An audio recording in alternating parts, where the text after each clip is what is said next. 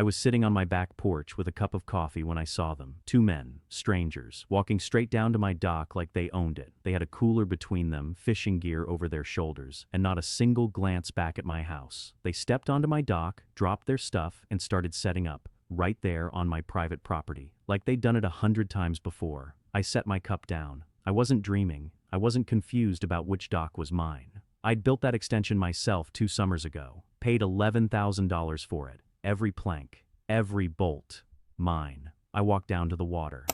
"Morning," I said. "Can I help you?" One of them looked up. No guilt, no surprise, just a casual nod. "We paid for access," he said. "Through the HOA lady, Donna." I kept my face still. "How much did you pay her?" I asked. $80 for the day." I looked at my dock, at the cooler sitting on my dock, at the fishing rods leaning against the railing I had installed. "Give me 1 minute," I said. I went back inside, sat down at my kitchen table, and pulled up my property deed on my laptop. There it was. Same as always. The dock was on my lot, my name on the title. No shared access, no HOA easement, no community rights of any kind. I'd bought this house 4 years ago specifically because of that waterfront. I'd checked everything before I signed. The dock was private, that was never in question, but someone was charging strangers $80 a day to use it. Donna Marchetti. She lived 2 streets over. Big house, seasonal flags out front. Drove a white SUV she parked slightly too far into the cul-de-sac. She'd been running the HOA board for years, president for the last 2, the kind of woman who sent emails at midnight about garbage bin placement. I'd never had a real problem with her before. A few disagreements at meetings, nothing serious. She was pushy, but most HOA presidents are. This was different. This wasn't a noise complaint or a fence dispute. She was taking money from strangers and sending them to use my property, my dock, without my knowledge, without my permission, and apparently, based on how relaxed those 2 men were, without any warning to them that the owner might be home. I closed the laptop and sat there for a moment. Outside, I could hear them laughing, tackle box opening, chairs scraping across my planks. I didn't go back out and throw them off. That wasn't the move. They hadn't done anything wrong. They were just people who paid for something they believed was available. The problem wasn't them. The problem was Donna, and I needed to know exactly how long this had been going on before I did anything about it. Ray Cousins lived next door. 71 years old, retired postal worker, spent most of his mornings on his own porch watching the water. If anything happened on this street, Ray saw it. I walked over that same afternoon. He was in his yard, pulling weeds from around his mailbox post. He looked up when he heard me coming and immediately straightened his back. The way people do when they can tell something's wrong. "Those your friends down at the dock this morning?" he asked before I could say anything. "No," I said. "They weren't." Ray wiped his hands on his jeans and was quiet for a second. "Figured," he said. "Seen a few different groups down there over the past couple months. Figured you were renting it out. People do that now. Rent everything." "A few different groups. Past couple months. How many times, Ray? Roughly?" He thought about it. Looked up at the sky the way older men do when they're counting back through memory. 6, maybe 7 times that I noticed. Could have been more when I wasn't around. Weekends mostly. Few holiday weekdays. He paused. Always different people. Never the same boat twice. I did the math quietly. Even at $80 a visit, which was likely the low end, someone had collected somewhere between $500 and $1,000, maybe more, using my dock, my property. "You ever see Donna Marchetti over here during any of this?" I asked. Ray's expression shifted. Not surprise exactly, more like confirmation of something he'd already suspected. "Not on your property," he said carefully, "but I saw her talking to one of the groups at the end of the street before they walked down, pointing this direction." I didn't think much of it at the time. There it was. She wasn't just a middleman taking a booking fee.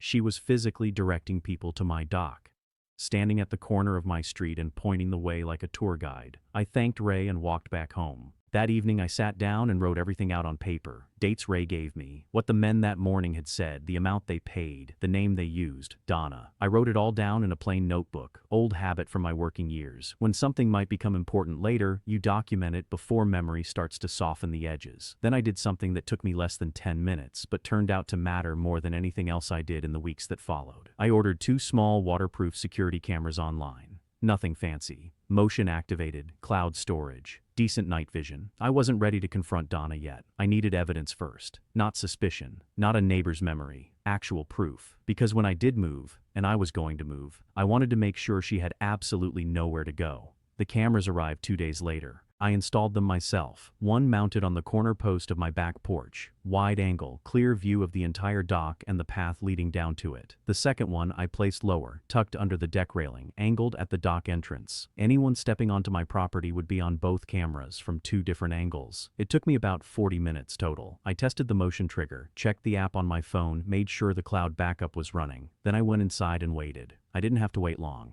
That Friday evening, just before 6 o'clock, my phone buzzed. Motion alert. I opened the app. A couple, mid-40s, casual clothes, wine bag in hand, was walking down my path toward the dock. Moving slowly, taking in the view, completely at ease. The man had his arm around the woman's shoulder. They looked like people on a relaxing evening out. I watched them settle in on my dock and say nothing. I let them enjoy their evening. I needed the footage more than I needed them off my property. Over the next 11 days, the cameras caught 4 more visits. A group of 3 men on a Saturday morning, a family with 2 young kids on a Sunday afternoon, a solo fisherman who stayed for nearly 5 hours, and one evening, a couple who brought a portable speaker and stayed until almost 10 at night. Every single visit recorded, timestamps, clear faces, clear footage of people accessing my private dock without my permission. But the cameras gave me something I hadn't anticipated. On the 9th day, at 4:47 in the afternoon, Donna Marchetti walked down my path herself, not with renters, alone.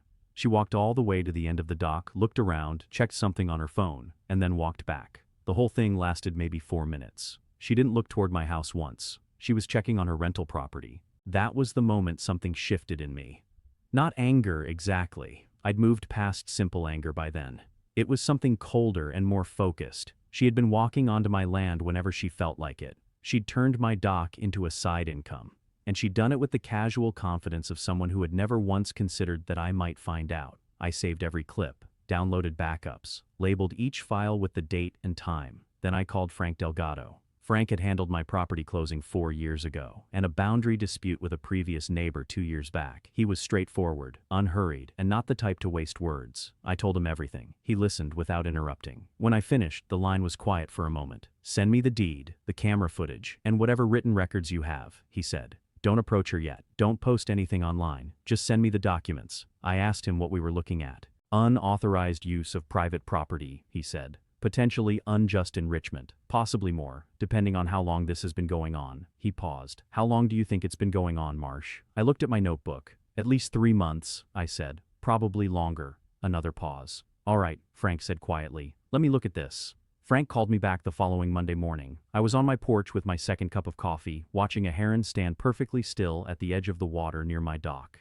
It had been there every morning that week, just standing, waiting. I'd started to feel like we had something in common. "I went through everything you sent," Frank said. "The deed is clean. No easements, no shared access clauses, nothing that gives the HOA or any of its representatives any rights to that dock. It is entirely and exclusively your private property." I already knew that, but hearing a lawyer say it out loud still mattered. "What about Donna specifically?" I asked. "She has no authority here. HOA presidents have power over common areas and community property. Your dock is neither. She cannot rent it, license it, grant access to it, or set foot on it without your permission. What she's been doing is trespassing. What she's been collecting is money she had no right to collect."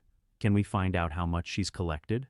"That's going to be harder to prove without her records," Frank said. "But the footage you have establishes a clear pattern. Multiple unauthorized entries over an extended period. That's significant." He told me the first step was a formal cease and desist letter, sent to Donna directly, and copied to the full HOA board. It would put everything in writing, establish that she had been formally notified, and create a legal record if she continued. "It also gives her a chance to respond before this goes further," Frank said. "Sometimes people back down when they realize the other person has documentation. And if she doesn't back down, then we have options." I told him to send the letter. It went out 3 days later. Certified mail to Donna's address.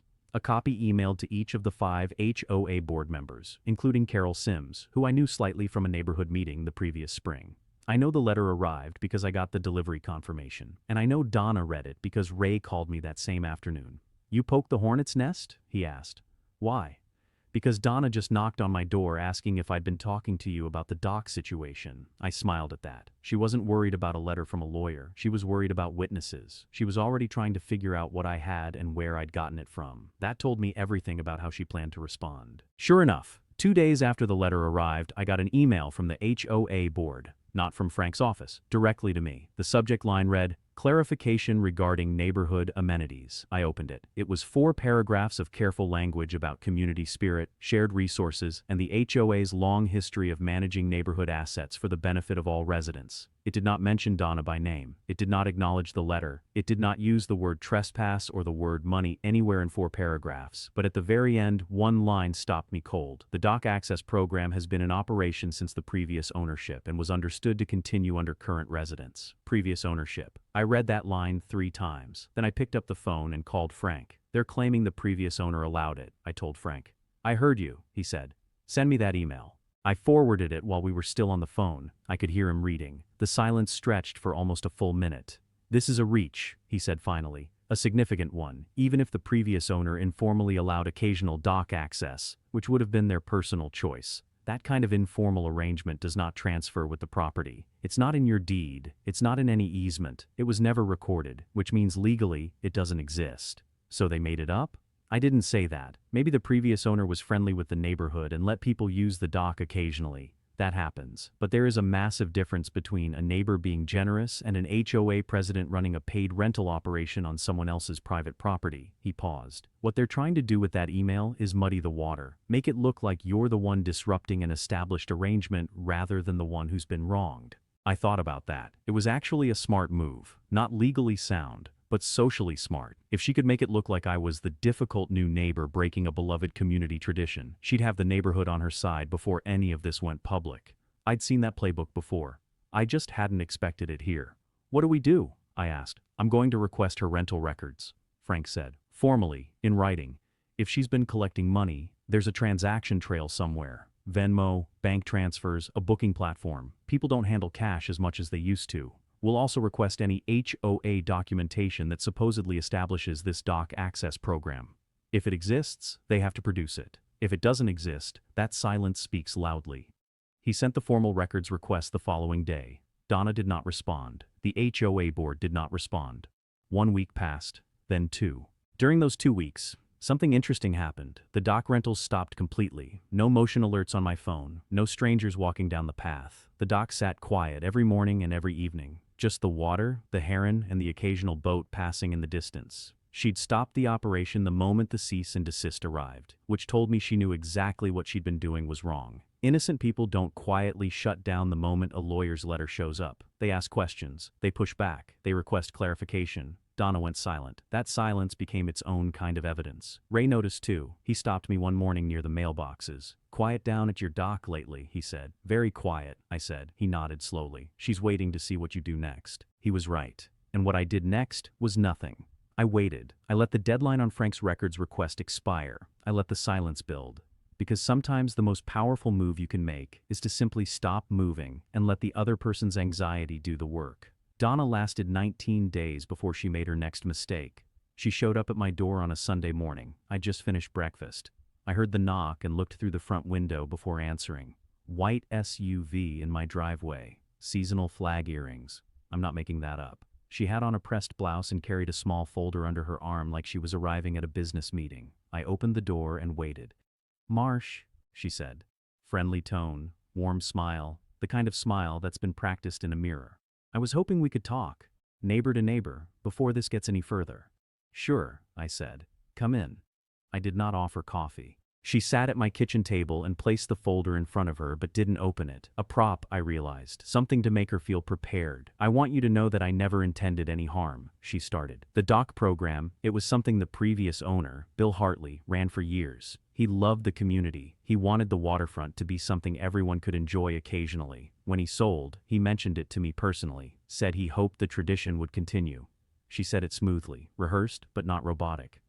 "I understand that," I said. "But Bill Hartley sold me this property, and the deed he signed transferred full private ownership of that dock to me. Whatever he told you personally wasn't part of that transaction." A small flicker behind her eyes. She'd expected more resistance to the sentimental angle. "Of course," she said, "and I completely respect your ownership. What I'm proposing is simply a formal arrangement going forward. The HOA would handle all bookings. You'd receive a percentage of each rental. Everyone benefits."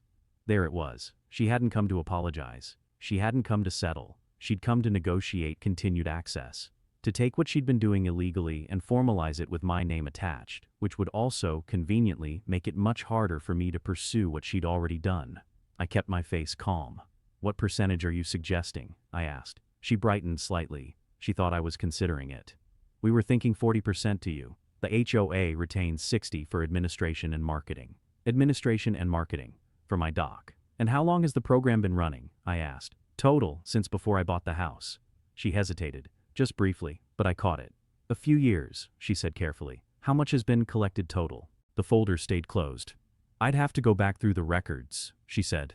"I'd like those records," I said. "Frank Delgado already requested them formally 2 weeks ago. You didn't respond." The warmth in her face cooled by about 10 degrees. "I wasn't aware of the timeline on that," she said. "Now you are," I said pleasantly. She left 20 minutes later with her folder still closed, and her 40% proposal still on the table where she'd left it. She hadn't gotten what she came for, and I hadn't shown her a single card, but I had recorded the entire conversation, my phone, face down on the counter beside the fruit bowl, running the whole time. I sent the recording to Frank that same afternoon. He called me within the hour. "She admitted the program had been running for years," he said. "On record, in your house. That changes things considerably." "How considerably?" "She walked into your home and proposed a revenue-sharing arrangement for the continued use of your private property. That's not a neighborly conversation. That's an acknowledgement that money has been changing hands and she wants it to keep changing hands. With your permission this time." He paused. "She also confirmed the previous owner connection, which I can now verify independently. But here's what matters. She said years, Marsh, not months. Years." I let that sit for a moment. Years meant this had been happening before I bought the house. Years meant Bill Hartley, the previous owner, had either been part of it or had no idea it was continuing after he left. Years meant the total amount collected was likely far more than I'd originally calculated. "What's our next move?" I asked. "I'm filing a formal complaint with the state HOA regulatory board," Frank said. "What she's done goes beyond a neighbor dispute. An HOA president using her position to commercially exploit a private resident's property. That's a regulatory issue. The board has oversight powers. They can investigate, sanction, and in serious cases, remove board members." "Will they take it seriously?" "They will when they see camera footage, a recorded conversation, a documented pattern spanning years, and an unanswered formal records request." He let that list land. "Yes, they'll take it seriously." The complaint was filed the following Thursday. I didn't tell Ray. I didn't tell anyone. I just went about my week. Morning coffee on the porch, the heron at the water's edge, the quiet dock sitting exactly as it should. But the neighborhood was not quiet. Word had gotten out that something was happening between Donna and the newish owner on Callaway Lane. I don't know who started talking first. Maybe someone on the board. Maybe someone Donna had spoken to. But by the following weekend, I was getting waves from neighbors I'd barely spoken to before, longer ones than usual. The kind of wave that says I heard something, and I'm deciding what I think about it. Carol Sims stopped me in the parking lot of the grocery store on a Saturday morning. Carol was on the HOA board. Quiet woman, mid-60s, always seemed slightly uncomfortable at meetings when Donna was running them. We'd exchanged maybe 30 words total in 4 years. She looked left and right before she spoke. "I want you to know," she said quietly, "that not everyone on the board knew what was happening with your doc. Some of us had no idea until your lawyer's letter arrived." "I believe you," I said. "She told us it was a legacy arrangement, that the previous owner had formally registered it with the HOA years ago." Carol shook her head. "I looked for that registration after the letter came. There's nothing in the files, no paperwork, no vote, nothing official." I nodded slowly. "Would you be willing to put that in writing?" I asked. She didn't answer immediately. She looked at her grocery cart, then back at me. "Yes," she said. "I think I would." Carol's written statement arrived in Frank's inbox 4 days later. 3 paragraphs, clean and direct. She stated that she had served on the HOA board for 3 years and had never seen any documentation, vote, or formal record establishing a dock access program connected to my property. She stated that Donna had described the arrangement verbally at a board meeting approximately 18 months ago as a legacy community tradition, requiring no formal approval. She stated that she had accepted that explanation at the time and now believed she should not have. Frank read it and called it a gift. "She's a sitting board member contradicting the HOA's official position," he said. "That's not a small thing."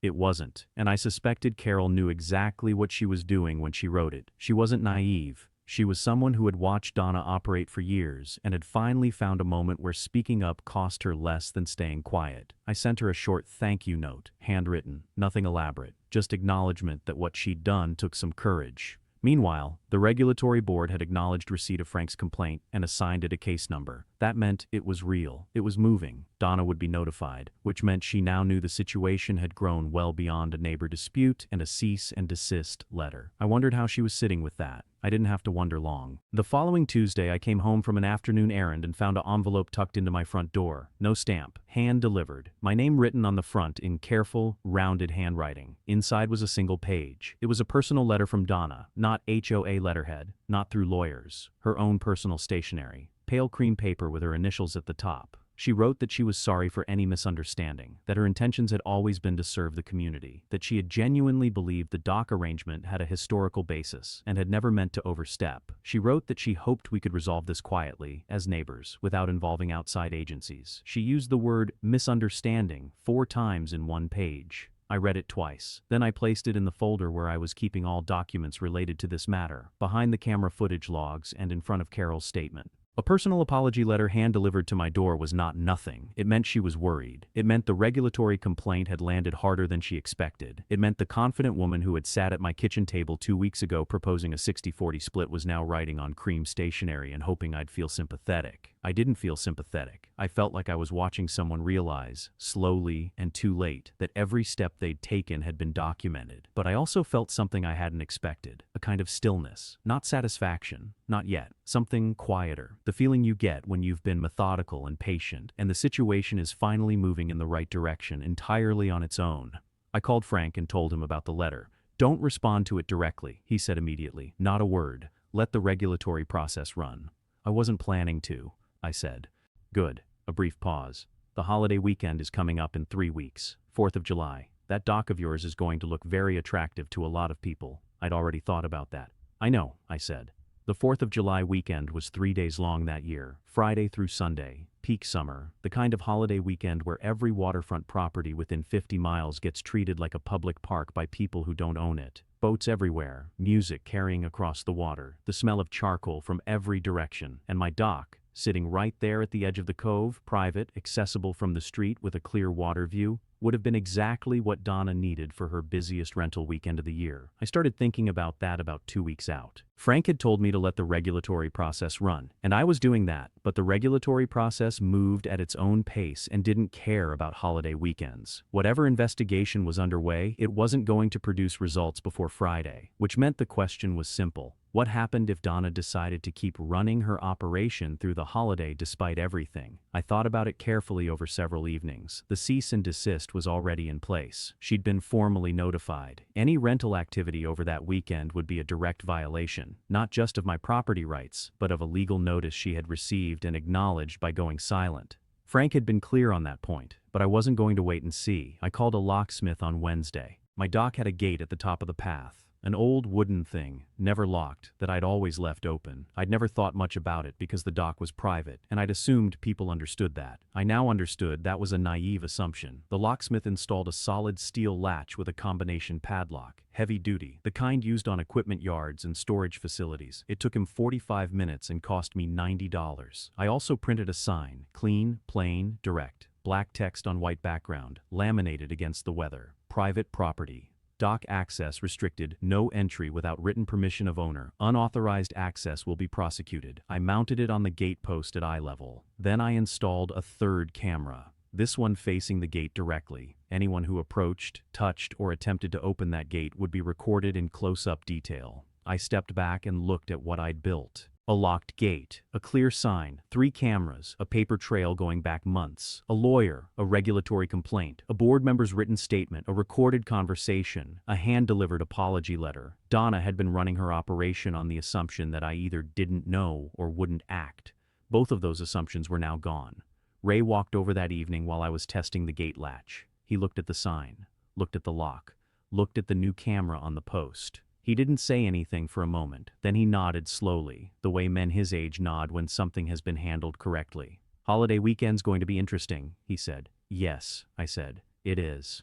Friday morning arrived clear and warm. I was up early, coffee on the porch, same as always. The water was flat and bright, barely a ripple. Perfect holiday weekend weather. The kind of morning that makes waterfront property feel worth every dollar you paid for it. By 9 o'clock the cove was already busy, boats moving, neighbors setting up chairs on their docks, kids on paddle boards further out. The whole neighborhood had shifted into holiday mode overnight. My dock sat locked and empty. At 9:47 my phone buzzed. Motion alert. I opened the app. A couple, late 30s, beach bag, matching water shoes, were standing at my gate reading the sign. The man tried the latch once. Locked. He tried it again, the way people do when they're hoping they misunderstood. Still locked. They looked at each other, looked back at the sign, and then the woman pulled out her phone. She was calling someone. I watched them on the camera for another minute. The man shook his head. The woman spoke into her phone with a visible expression of frustration. Then they both turned and walked back up the street. They were gone within 4 minutes. At 11:15, another alert. A single man this time, older,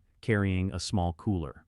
He read the sign slowly, stood there for a long moment like he was deciding something, and then walked away without touching the gate. At 2:30 in the afternoon, a group of 4 arrived. 2 couples. They had folding chairs, a large cooler, a portable speaker still in its box. They had clearly planned a full afternoon. One of the men walked directly to the gate, read the sign, and immediately turned to the others with his hands out in a "what do we do" gesture. I counted 5 motion alerts before the end of Friday. 5 separate groups of people who had paid Donna Marchetti for dock access on the busiest weekend of the summer and arrived to find a locked gate and a trespassing warning. I did not go down to the gate once. I watched everything from my porch and from my phone, calm, unhurried, coffee in hand. But I knew what was happening 2 streets over. 5 groups of angry people were making phone calls. 5 groups had paid money for something they hadn't received. 5 separate conversations were happening, all of them involving Donna's name, all of them involving demands for refunds or explanations. Ray appeared at the edge of my yard around 4 o'clock, hands in his pockets, watching the water. "Third group just walked back past my house," he said. "The last ones didn't look happy at all." "No," I said. "I don't imagine they did." He was quiet for a moment. "She took bookings for this weekend," he said. "It wasn't a question." "Looks that way," I said. Ray shook his head slowly. "Even after the lawyer letter. Even after everything. Even after everything," I said. I looked out at my dock. Empty, locked, exactly as it should be. The afternoon light was sitting on the water in long gold strips. A heron, my heron, was standing at the far edge of the dock, perfectly still. It was the most peaceful I'd felt in months. Saturday was worse for Donna, better for me. 3 more groups arrived at the gate before noon. I know because my phone told me. Motion alert, motion alert, motion alert. Each one following the same pattern. Approach, read sign, try latch, stand there confused, make a phone call, leave. By midday I had counted 8 separate groups over the full holiday weekend so far. 8, on what should have been her most profitable weekend of the year. I sat on my porch and thought about the math. Holiday weekend pricing is never standard. People charge more, a lot more. A dock rental on the 4th of July weekend in a neighborhood like this wouldn't go for $80. It would go for 2, maybe 3 times that. Possibly more for a full-day booking with a view like mine. 8 groups, premium holiday pricing. That was potentially $2,000 or more that Donna had collected and would now have to return, or explain, or both. The phone calls those people were making weren't going to be polite. Around 2 in the afternoon I got a text from a number I didn't recognize. "Hi, I think there's been a mix-up. We booked dock access for today through the neighborhood HOA. The gate is locked. Can you help?" I stared at it for a moment. Somehow, one of the renters had gotten my number. I didn't know how.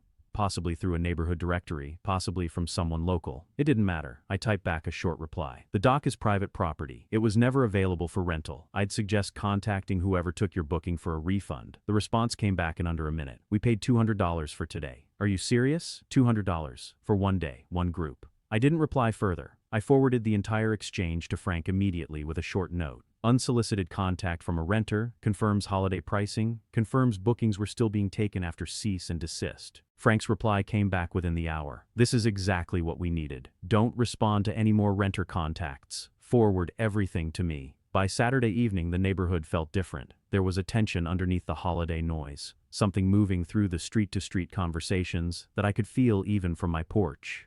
Ray confirmed it when he stopped by just before sunset. "People are talking," he said.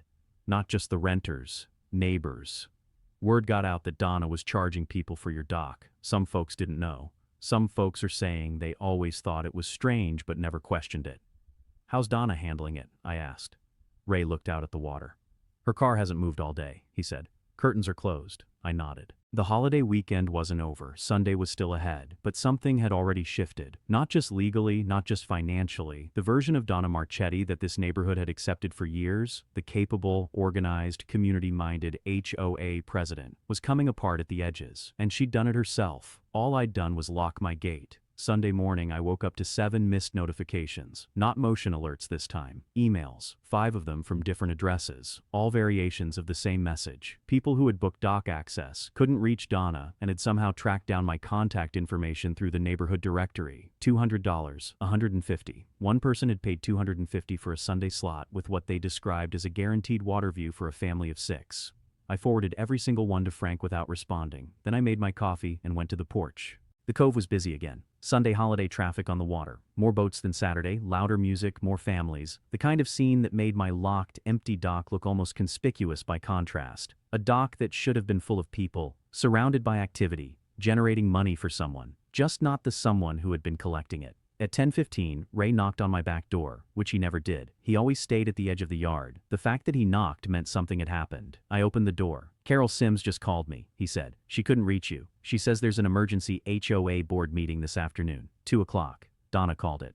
"What kind of emergency?" I asked. Carol didn't have details, but she said 3 board members got calls last night from renters demanding refunds. The complaints went to the HOA general contact email because that's what Donna had listed on the booking confirmations. Ray paused. "She was using the official HOA email address to take bookings, Marsh. The complaints are sitting in the board's shared inbox right now." I set my coffee cup down. That was the detail that changed everything. Donna hadn't been running a quiet, personal side operation. She had been using the HOA's official contact information, the organization's email, its name, its implied authority, to conduct her rental business, which meant the HOA itself was now exposed. Every board member who had access to that inbox was potentially aware. Every renter who had received a confirmation from that address had a paper trail connecting their payment to the official neighborhood association. This wasn't just Donna's problem anymore. She had made it the entire board's problem. I called Frank immediately. He already knew. Carol had apparently contacted him directly as well. I hadn't known they were in touch, but Frank had a way of quietly building a complete picture without announcing it. "The board is meeting this afternoon to figure out how to separate themselves from Donna before this gets worse," Frank said, "which means they already believe it's going to get worse." "Is it?" I asked. "For Donna?" "Yes." A brief pause. "Are you going to the meeting?" I hadn't been invited. HOA meetings were technically open to residents, but emergency sessions were different, less formal, less structured. I could show up, or I could let the board handle their own crisis. I thought about it for a moment. "No," I said, "I don't need to be there." "Good answer," Frank said. Carol called me at 4:30 that afternoon. The meeting had lasted just over 2 hours. She sounded tired but steady, the voice of someone who had just sat through something unpleasant and come out the other side still standing. "She resigned," Carol said. 2 words, just like that. "From the board?" I asked. "From the board. From the HOA presidency. Effective immediately." Carol paused. "It wasn't entirely voluntary. 3 board members told her directly that they couldn't continue with her in the chair given what had happened. She argued for about 40 minutes. Then she stopped arguing." I was quiet for a moment. "Was there any acknowledgement of what she'd done?" I asked. "Formally, in the meeting." "Yes. The board passed a resolution acknowledging that the dock rental program had operated without authorization, without resident consent, and using HOA contact infrastructure without board approval. It's in the official minutes." Another pause. "I made sure of that before the vote. I appreciated that more than I said." "What about the renters?" I asked. "The people who paid?"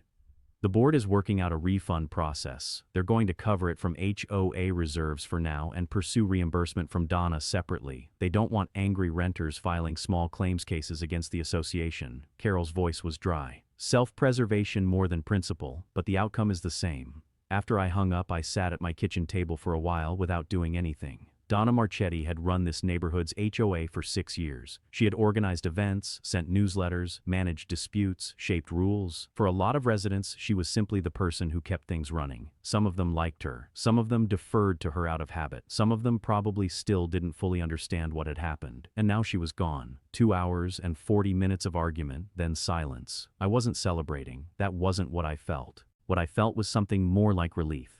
The specific kind that comes after a long period of carefully managed patience finally produces a result. The kind you don't shout about. You just sit with it quietly and let it settle. I called Frank and gave him the update. The resignation helps, he said, but it doesn't close our matter. The regulatory complaint is still active. The question of financial restitution is still open. How much was collected over how long is still something we need to establish. I know, I said. I want to send a formal demand for her rental records now. With the board resolution in hand and the regulatory case open, she has very little ground to refuse on. He paused. We should also talk about what outcome you actually want here, Marsh. A settlement, a formal judgment, something else. It's worth deciding before we go further. It was a fair question. I looked out the window at the dock. Locked gate, clear sign, afternoon light on the water. I want what she collected, I said. Every dollar, from every rental, going back to the beginning. That's a reasonable position, Frank said. And I want it documented, I added. Not just paid quietly. Documented. So there's a record. A brief pause. Also reasonable, he said. Let me work on that. The rental records arrived 3 weeks later, not voluntarily. Frank had filed a formal demand backed by the regulatory complaint and the board resolution. Donna had hired her own attorney by then, a local man named Breslin who called Frank twice trying to negotiate what records would be produced and in what form. Frank declined to negotiate. Either the full records or the regulatory board would compel them. The full records arrived on a Thursday afternoon. Frank called me that evening. Sit down, he said. Not dramatically, just practically. I sat. The operation ran for 4 years and 3 months, he said. It started under the previous owner. Bill Hartley did informally allow occasional access, that part was true, but Donna converted it into a paid operation approximately 8 months before you bought the house. By the time you moved in, she had an established booking system, a pricing structure, and a small but steady client base. 4 years. The number settled over me slowly. I had lived in this house for 4 years. The entire time I had owned it, strangers had been using my dock with Donna's permission and Donna's pricing. Total collected? I asked. Frank read from the records. $14,640. I didn't say anything for a moment. Over 4 years, I said. 341 separate bookings, Frank said. Weekends, holidays, occasional weekday slots in summer. Prices ranged from $60 in the early years to $250 for peak holiday slots recently. He paused. She was thorough. The records are actually quite detailed. Dates, amounts, payment methods, she kept good books. The irony of that was not lost on me. The woman had maintained meticulous financial records of money she had no right to collect. Every transaction logged, every payment noted. The kind of organized, careful record-keeping that would have served her well in a legitimate business. Applied here, it had simply built the most complete possible case against herself. What's the path forward? I asked. We have 2 options, Frank said. We pursue a civil claim for the full amount plus damages, unauthorized use of property, unjust enrichment. Given the documentation we have, I believe we'd prevail, but it takes time and it costs money to litigate. He paused. Or we present her attorney with the full picture. Records, footage, regulatory case, board resolution, renter contacts, Carol's statement, and make a settlement demand. Full restitution, $14,640. Paid within 30 days. In exchange for us not pursuing further damages. And the regulatory case? That continues regardless. We don't control that. The board filed their own supplementary complaint last week. That process will run its course independent of any settlement between you and Donna. I thought about it. $14,000, 30 days, clean. No courtroom, no drawn-out litigation, no years of back and forth while Donna's attorney filed delays and motions. Just the money, my money, returned. Send the settlement demand, I said. I'll have it out by end of week, Frank said. I hung up and walked to the back porch. The evening was warm and still. The dock sat quiet at the water's edge, gate locked, sign visible from where I stood. $14,640. For 4 years of treating my property like it belonged to her. I stayed on the porch until the light was completely gone. Donna's attorney responded to the settlement demand in 11 days. Not 30, 11. A counteroffer, $12,000 paid over 6 months in installments. Breslin framed it carefully, using words like goodwill and mutual resolution and moving forward as neighbors. Frank sent back a single paragraph declining the installment structure and the reduced amount. Full payment, $14,640, 30 days, non-negotiable. 4 days later, Breslin called Frank and accepted. Just like that. No more negotiation. No further counteroffers. No requests for extensions or adjusted terms. Accepted. Frank called me on a Tuesday morning to tell me. I was at my kitchen table with my coffee and my notebook. The the same plain notebook I'd started writing in the day those first two men walked down to my dock. I'd been adding to it periodically through everything that followed: dates, calls, developments, not for any legal reason anymore, just because the habit had stayed with me. "She accepted," Frank said. "When do we receive payment?" I asked. 30 days from the signed agreement. I'll send you the paperwork today. You sign, she signs, the clock starts." "And it's documented?" I asked. "The settlement agreement specifically acknowledges what she did." "I made sure of that," Frank said. "The agreement explicitly states that the payment constitutes restitution for unauthorized commercial use of your private dock between," he read out the dates, "covering the full period identified in her rental records. Her signature on that document is an acknowledgement of what occurred. That mattered to me. A quiet payment with no attached meaning would have felt incomplete. Money returned without accountability attached to it is just money. I wanted her name on a document that said clearly and permanently what she had done with my property." Frank understood that from the beginning. He'd built it into the settlement language without me having to ask twice. I signed my copy that afternoon and sent it back. The 30 days passed without incident. No further contact from Donna, no letters on cream stationery, no knocks at the door. Her white SUV occasionally moved in and out of the neighborhood, but I had no reason to watch for it anymore. On the 31st day, one day late, which Frank noted and addressed with a brief email to Breslin, the payment arrived, full amount, wire transfer, $14,640 landing in my account on a quiet Wednesday morning while I was on my back porch drinking coffee. I checked my phone, saw the notification, set the phone face down on the arm of my chair, looked out at the water. The heron was there. It was always there in the mornings now. I'd stopped finding it remarkable and started finding it simply reliable, a fixed point in the routine of my days. The dock sat open now. I'd unlocked the gate the morning after the settlement was signed. Not because I was done being careful. The cameras stayed up, the sign stayed posted, but because a locked gate had served its purpose, and I didn't want to spend the rest of my time here defined by what someone else had done. It was my dock, my water, my morning. That was always the whole point. The regulatory board issued their findings 6 weeks after the settlement. I received a copy in the mail, formal letterhead, case number at the top, 4 pages of findings and conclusions. Frank got the same copy. So did the HOA board. I read it slowly at my kitchen table. The board had found that Donna Marchetti, in her capacity as HOA president, had misused her position and the organization's official communication infrastructure to conduct unauthorized commercial activity on private residential property. The findings specifically noted the use of the HOA email address, the absence of any board vote or documentation authorizing the dock program, and the multi-year duration of the operation. The consequences outlined were formal and permanent. Donna was barred from serving on any HOA board in the state for 7 years. The finding would remain in the regulatory database, accessible to any HOA, property management company, or resident association that ran a background check on future board candidates. If she moved to another neighborhood and tried to sit on another board within that period, this record would surface. 7 years. It wasn't prison, it wasn't a criminal record, but for someone whose entire sense of community identity had been built around running things, around being the person in charge, it was significant. The role she had occupied for 6 years, the position that had given her authority over her neighbors and a platform to operate from, was now closed to her permanently for the foreseeable future. Carol called me the evening the findings were issued. "I want you to know the board is taking steps," she said. "New financial oversight procedures. Any use of HOA contact channels for anything beyond official communication requires a full board vote now. We're also doing a complete audit of all common area designations, making sure everything is properly documented." "That's good," I said. "That's how it should have always been." "Yes," she said quietly. "It should have." There was a brief pause between us, the kind that carries more than words would. "The neighborhood feels different," Carol said. "I don't know if that makes sense, but it does." I understood what she meant. It wasn't that everything was suddenly better, or that 6 years of one person's influence could be undone in a few months. But something had been corrected. A thing that had been running wrong, quietly, confidently, in plain sight, had been stopped and named and documented, and the people around it now knew it had happened.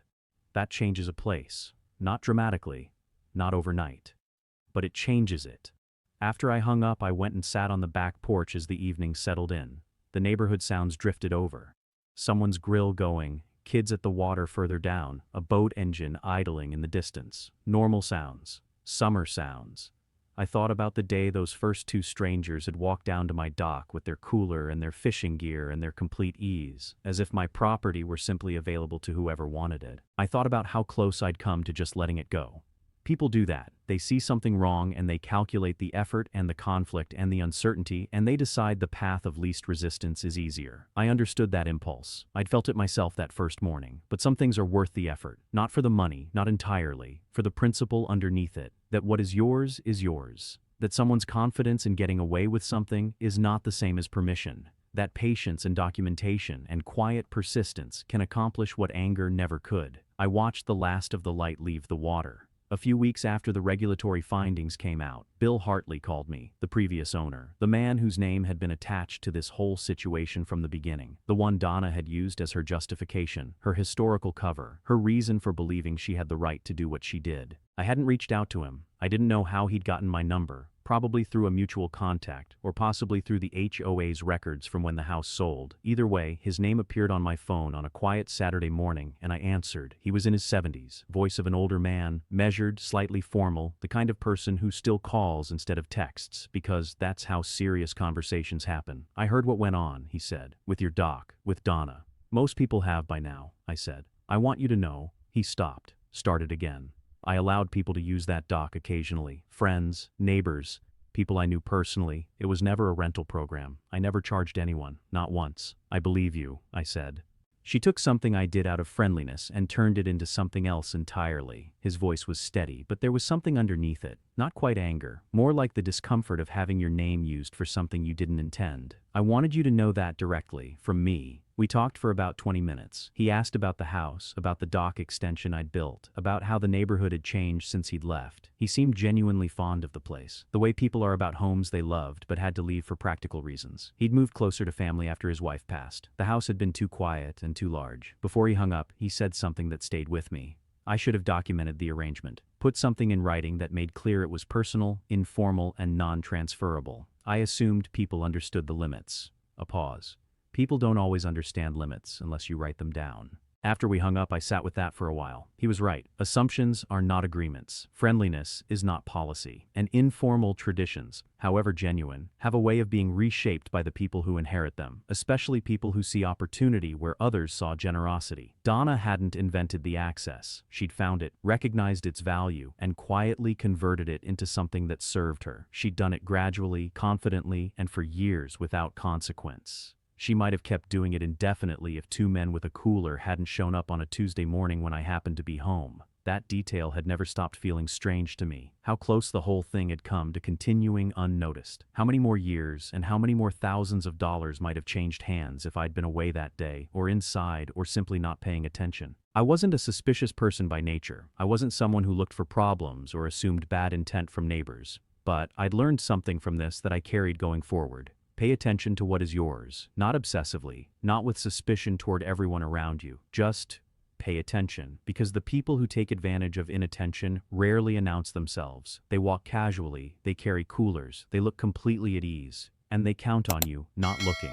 Summer turned to fall without much drama. The dock stayed open. The cameras stayed up, not out of ongoing suspicion, just practical sense. Motion activated, cloud backed, running quietly in the background the way good systems do. I barely thought about them anymore. Ray and I fell into a comfortable pattern. Morning coffee on our respective porches, occasional conversations at the property line, the easy companionship of two older men who didn't need to fill every silence with words. He never made a big deal out of what had happened, never replayed it or analyzed it the way some people would. He just nodded when it was over and went back to pulling weeds from around his mailbox post. I appreciated that more than I told him. Carol took over as interim HOA president while the board ran a formal selection process. She handled it quietly and competently, exactly the way you'd expect from someone who had been watching how not to do the job for 3 years. She sent one newsletter in her first month. It was half the length of Donna's newsletters and contained twice the actual information. The neighborhood settled. Not perfectly. Not without residual awkwardness. There were residents who had liked Donna, who had found her useful, who had never known about the dock, and felt the loss of a familiar presence more than the weight of what she'd done. I didn't hold that against anyone. People form attachments to what they know. Change is uncomfortable even when it's correct. A few neighbors I'd barely spoken to before made a point of introducing themselves properly in those months. A couple on the far side of the cove, an older woman 3 doors down who brought over tomatoes from her garden one afternoon and stayed for a conversation that lasted an hour. Small connections that hadn't existed before. Opened up, perhaps, by the simple fact that something had shifted in the social geography of the street. I wasn't naive enough to think one resolved dispute had transformed the neighborhood, but I noticed the difference. Frank sent his final invoice in October.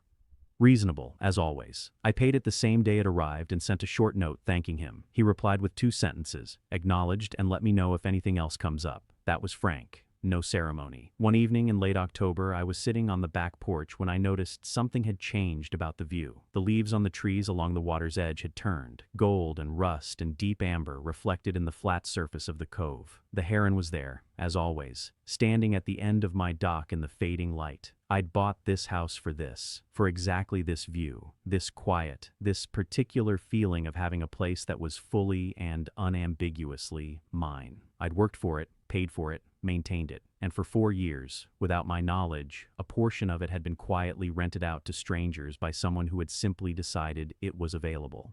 That was done now. The dock was mine. The view was mine. The morning coffee and the evening light and the heron that showed up without fail. All of it, exactly as it should be. I stayed on the porch until it was fully dark. I unlocked the dock gate every morning now out of habit. Not because I needed to. It stayed unlocked through the day unless I was traveling. Just the act of it. Hands on the latch, gate swinging open, the small daily confirmation that this space was operating exactly as I intended it to. Months had passed since the settlement, the regulatory finding, the phone call from Bill Hartley, the quiet autumn that followed all of it. Life had returned to its natural rhythm, the one that had existed before 2 strangers walked down my path with a cooler and a casual confidence that still struck me, when I thought about it, as almost impressive in its certainty. They had no idea they were standing at the beginning of something. They were just 2 men who had paid for a dock and expected to use it. I didn't blame them. I never had. I thought about Donna occasionally, not obsessively. She didn't occupy much space in my daily thinking anymore. But occasionally, I wondered whether she understood now the full weight of what she'd done. Not the legal consequences, not the money or the regulatory finding or the resignation, but the simpler thing underneath all of it, that she had looked at something belonging to someone else and decided quietly and confidently that she could use it. That kind of thinking doesn't usually start with a dock. It starts smaller, gets confirmed by the absence of consequences, and grows from there. She had operated for years without anyone pushing back. That kind of unchecked confidence becomes its own reality after a while. You stop seeing the line because you've crossed it so many times without incident, until someone is sitting on their porch paying attention. Ray stopped by one morning in early spring. The water was starting to come back to life. First boats of the season appearing in the cove, the light getting longer, that particular smell of things warming up again after months of stillness. He stood at the edge of my yard looking out at the dock. "New season," he said. "New season," I said. He was quiet for a moment. Then he looked at me sideways with the expression he used when he was about to say something he'd been holding for a while. "You handled that whole thing right," he said, "start to finish. A lot of people would have blown it up early, made it loud. You didn't." I didn't say anything for a moment. "Loud doesn't build a case," I said finally. "Patience does." Ray nodded, looked back at the water. The first boat of the morning was moving slowly through the cove. Someone in no hurry, just out on the water because the day was good and the season was new. My dock sat open at the water's edge, cameras running quietly overhead, signs still posted on the gatepost, not out of ongoing hostility, just because clarity is never a bad thing to maintain. Everything in its right place, everything exactly as it should be. I poured Ray a cup of coffee, and we sat there together watching the water until the morning was fully underway.